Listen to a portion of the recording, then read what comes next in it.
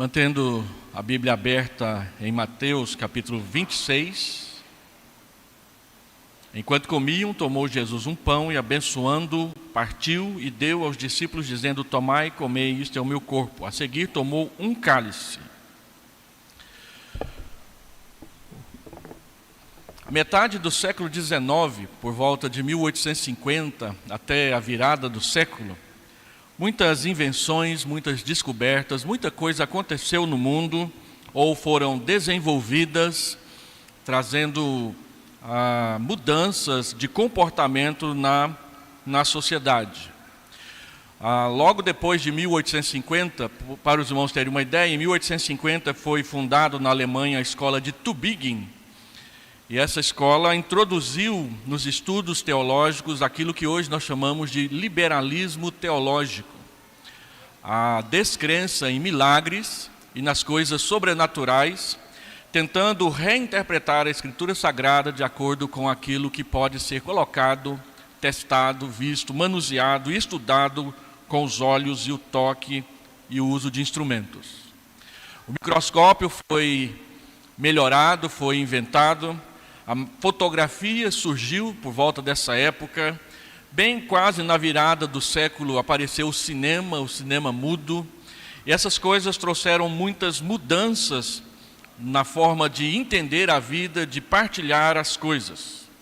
Quando você lê aqui no texto, Jesus pegando um pão e pegando um cálice, e depois o texto diz que dele todos beberam, você mais do que depressa é remetido à interpretação e ao entendimento de que todos iam lá e beliscavam e pegavam e comiam do mesmo pão, e aquele cálice ia passando de boca em boca e todos beberam do mesmo cálice. E eu já estou vendo as caras de nossa. A Patrícia já está rindo ali na frente, ela é médica. E foi assim. A igreja comia sempre do mesmo pão, do único pão, e bebia sempre do mesmo cálice, do único cálice, até a virada do século XIX para o século XX, com a invenção, o aperfeiçoamento do microscópio e a descoberta de que tem muita coisa se mexendo onde a gente não olha e não vê e não presta atenção. E muitas doenças eram e são transmitidas dessa forma. Então, na virada do século, por volta de 1908, uma controvérsia apareceu na IPB. A controvérsia era a seguinte: nós vamos continuar tomando um único pão para a ceia e vamos continuar bebendo todos os membros da igreja do único cálice, ou nós vamos aceitar e introduzir uma inovação que surgiu na igreja, que era a bandeja com muitos cálices. Isso aqui apareceu em 1908, irmãos. Antes disso, todo mundo bebia do mesmo cálice, um após o outro. As igrejas foram assumindo e introduzindo os cálices na celebração da ceia. Mas uma igreja específica da IPB não quis aceitar. Não, isso é invenção, inovação. Nós temos que fazer do jeito que está lá na Bíblia. Essa igreja era a primeira igreja presbiteriana do Rio de Janeiro, com o reverendo Álvaro Reis, um dos maiores evangelistas que a IPB manteve. Todas as igrejas assumiram, mas a primeira igreja, não, nós vamos continuar com um só pão e um só cálice. E foi assim até 1926, 25, quando o reverendo Álvaro morreu. Então foi substituído pelo reverendo Matias Gomes dos Santos. E ele chegou lá, quase que era a única igreja da IPB que celebrava a ceia desse jeito. E ele propôs o seguinte: olha, nós não vamos mudar radicalmente para não causar nenhum melindre, nenhuma suscetibilidade na igreja. Nós vamos celebrar com os dois. Aqueles que quiserem pegar do mesmo pão, pegam. Aqueles que quiserem beber do mesmo cálice, bebam. E aqueles que acharem que não tem problema, cálices separados, nós vamos servir assim. Ele evitou um racha na igreja. Quando a geração antiga faleceu, os cálices separados foram introduzidos e aconteceram. Agora, o fato de nós tomarmos a ceia em cálices separados e comer vários pedaços de pão separado não altera em nada a nossa unidade, porque o que nós celebramos é uma metáfora. Quando o Senhor Jesus diz, isto é o meu corpo, Ele não está dizendo que há uma transformação, que há uma mudança, e que os elementos, embora a sua aparência continue sendo a mesma, a sua essência mudou do uso comum de pão para o corpo e sangue do Senhor Jesus. Aqueles irmãos que vieram do catolicismo e participavam das missas, vão se lembrar o cuidado zeloso do padre em ficar limpando aquele cálice lá, até não ter uma única gota de vinho e nenhum cisco de pão, porque é o corpo de Cristo. E eu, quando era criança e participava da missa, eu ficava impressionado com o padre João, lá da igreja que eu frequentava. Ele ficava limpando. Ele gastava quase 10 minutos limpando aquele copo antes de terminar a celebração da missa, porque para o catolicismo aquilo é o corpo de Jesus. Não pode sobrar nada ali dentro do cálice, não pode sobrar nada, nem uma faísca na bandeja. Mas nós não cremos assim. Nós não cremos que o pão seja transformado, nós cremos que o pão continua sendo pão, o suco de uva continua sendo suco de uva. O que acontece aqui é uma separação, uma consagração do pão e do cálice, do seu uso comum, que é alimentar o corpo, para ser sacramento, representar a presença de Jesus no nosso meio. Eu tenho explicado constantemente aqui na igreja que para nós presbiterianos, o grande segredo da celebração da ceia é a habitação do Espírito Santo no coração, na alma de cada cristão. Calvino dizia que quem aplica o sentido, o significado do sacramento a nós é o Espírito Santo. Então, quando Calvino dizia que a ceia é uma presença espiritual do Senhor Jesus na hora da celebração, o que ele queria dizer é que o Senhor Jesus está presente na igreja, na hora da celebração, habitando cada coração por meio do Espírito Santo que vem habitar o coração, a alma do crente, quando ele experimenta um novo nascimento pelo arrependimento dos seus pecados e a entrega confessional da sua vida a Jesus, declarando que Ele é Senhor e ressuscitou do meio dos mortos. De modo que, quando você é chamado a participar do pão e do cálice, você é chamado a participar da presença real de Jesus Cristo no meio do seu povo. A presença, ela é real, porém ela não é física. Eu tenho lá em casa um livro de um catedrático católico. Eu esqueci o primeiro nome dele, o segundo nome é Aldazábal. Ele é professor na Universidade de Salamanca, na Espanha, uma das universidades mais antigas da Europa. E ele diz, olha, os protestantes não creem na presença real de Jesus no sacramento. Esse padre está redondamente equivocado. Porque para o catolicismo, presença real quer dizer apenas presença física. Se não houver uma transformação, não é o corpo de Jesus. Mas nós entendemos que a presença ela é real, porém ela não é física. É o Espírito de Cristo que está presente no nosso meio, e Ele está presente no nosso meio, habitando cada coração. Por isso, quando você participa do pão e bebe do cálice, você tem uma comunhão, uma comunicação real, verdadeira, nesse momento, com o seu Salvador. Calvino, quando ele explica a ceia, a linguagem dele é muito parecida com a linguagem dos católicos. Ele diz que quando você come o pão e bebe o cálice, é a mesma coisa que sentir com a boca a comunhão do corpo e do sangue do Senhor Jesus. Porque, embora seja uma representação, essa representação é real. No momento em que você come do pão e bebe do cálice, de fato, de verdade, realmente e espiritualmente, você é alimentado na sua fé. Você não é alimentado fisicamente porque um gole de suco de uva e um pedacinho de pão não vai matar a sua fome mesmo. Pelo contrário, vai até abrir o seu apetite para mais tarde. O que eu quero enfatizar neste momento é que quando você vem à igreja para participar da ceia, venha na certeza e na segurança de que o Senhor te receberá e Ele te alimentará. Por isso, Paulo diz: examine-se o homem a si mesmo e coma do pão e beba do cálice.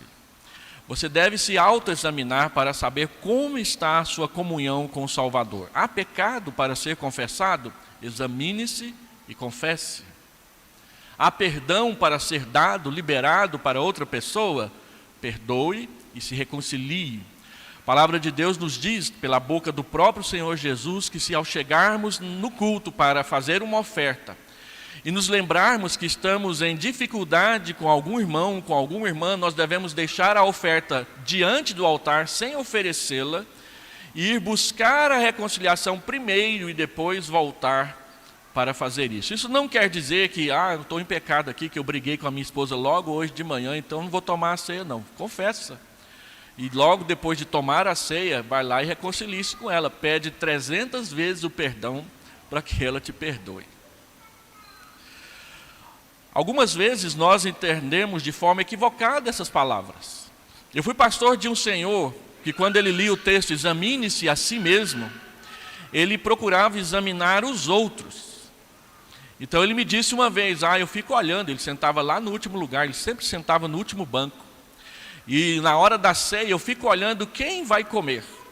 Se uma determinada irmã que usa roupa indecente comer, eu não como, porque ela comeu. Mas aonde que na Bíblia diz que é para a gente examinar a roupa da irmã antes de tomar a ceia? A Bíblia diz que é para a gente examinar a nossa roupa, a que a gente veste e a do coração. Como estamos na presença do Senhor? Examine-se, não examine-lhe o outro. Examine-se a si mesmo, veja como você está. Como está a sua alma, como está o seu coração. Confesse, deixe isso na presença do Senhor e coma do pão e beba do cálice. Eu fui pastor de uma moça que, quando tinha ceia, ela não vinha à igreja. Se ela estava assim meia depressiva, ela, não, eu estou triste, não vou na igreja não, porque a minha tristeza vai contaminar os outros. Então ela não vinha e não tomava a ceia. Mas a Bíblia não diz que nós devemos chorar com os que choram e se alegrar com os que se alegram, porque eu acho que a minha tristeza vai contaminar o irmão e a alegria do irmão não vai contaminar a minha tristeza. Isso é narcisismo, isso é egoísmo. Isso é achar que é mais importante que os outros, no problema e na bênção. Não, nós somos iguais e nós precisamos uns dos outros. 1 Coríntios, capítulo 1, versículo 16 e 17, diz que nós somos um corpo. Nós somos um só. Deus olha para nós e Ele vê um. Ele olha para a igreja presbiteriana de Vila Nova e Ele não vê simplesmente os seus mais de 500 membros. Ele vê uma igreja. E Ele se relaciona com todos nós, abençoando, cuidando, pastoreando todos nós. Então o Senhor Jesus, Ele deu graças, Ele repartiu e os discípulos participaram. E uma segunda observação que eu quero fazer sobre esse texto é que o Senhor Jesus diz que é o sangue da nova aliança derramada em favor de muitos. Essa frase ela é complexa. Primeiro porque ela não diz que Jesus derramou o seu sangue por todas as pessoas. Diz que Ele derramou em favor de muitos, aquele que Ele escolheu para Ele, que eu não sei quais são, não sei quantos são exatamente, mas Ele sabe e Ele morreu por estes, a sua igreja. Aqueles que pertencem a Cristo, fazem parte da igreja. E é por isso que o movimento de igrejas emergentes, ou de ser parte de uma comunidade sem ser membro, não é uma coisa boa, não é bíblica, porque ela depõe contra essa mentalidade de que Jesus morreu pela sua igreja e de que a igreja é um corpo na sua presença, um corpo unido e fechado, que não sou eu o pastor, que não é você o membro, que não é a denominação que diz quem é e quem não é, mas é o próprio Senhor, de modo que nós sempre manteremos as nossas portas abertas para todas as pessoas, e nós aqui dentro precisamos abrir também os nossos corações para todas as pessoas. Nós ouvimos aqui, neste púlpito, alguns dias atrás, o testemunho daquela irmã que conduz os Jovens Livres. E ela disse das visitas e do trabalho que ela faz no lixão da nossa cidade. Será que você iria lá? Você conversaria com as pessoas que andam por lá? Você comeria com elas? Você beberia com elas? Você as receberia na sua casa para orar com elas, para comer com elas? Eu conheci há um tempo atrás a música de um convertido um cantor chamado Atilano Muradas. Ele é de Brasília. E ele compôs uma música desconcertante. Ele diz: Deus tenha misericórdia. Deus tenha misericórdia daqueles que vendem órgãos, matam pessoas, retiram órgãos do seu corpo e vendem. Deus tenha misericórdia delas. Deus tenha misericórdia dos políticos corruptos, que trocam a sua identidade moral por propina e os seus votos por verbas. Deus tenha misericórdia deles. Deus tenha misericórdia dos assassinos que matam por nada, por um tênis, por um relógio, por um celular. Ou matam só pela diversão de ver o outro morrer. Deus tenha misericórdia deles. Deus tenha misericórdia dos homossexuais.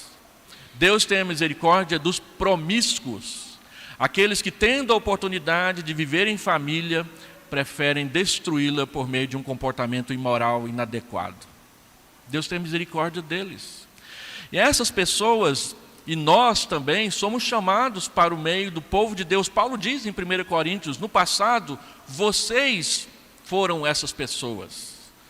E Deus quer transformar as suas vidas. Será que no meio do hall de membros da Igreja Presbiteriana da Vila Nova, cabe convertidos destes grupos? Gente que, como nós, precisa de Deus. E ele então diz que é o sangue da nova aliança. Não outra aliança, é a mesma aliança, renovada agora em mais uma etapa da revelação de Deus, que é a chegada do Salvador. Paulo diz em Gálatas, capítulo 4, versículo 4, que vindo a plenitude dos tempos, Deus enviou seu Filho, nascido de mulher, nascido sob a lei, para resgatar o seu povo das suas obras. E a Bíblia diz, Gálatas, capítulo 1, versículo 3 a 5, se você puder, abra comigo lá nesse texto. Capítulo 1, verso 3. Bendito Deus e Pai de nosso Senhor Jesus Cristo. Opa, eu estou lendo Efésios. É Gálatas.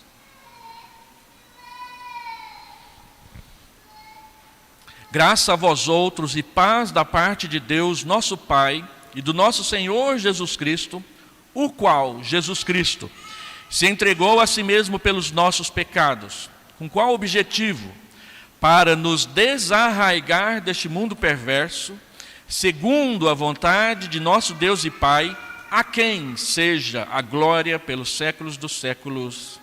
Amém. Cristo veio para se entregar pelos nossos pecados, e Ele veio para tirar as nossas raízes da terra. Você já colheu mandioca algum dia na vida?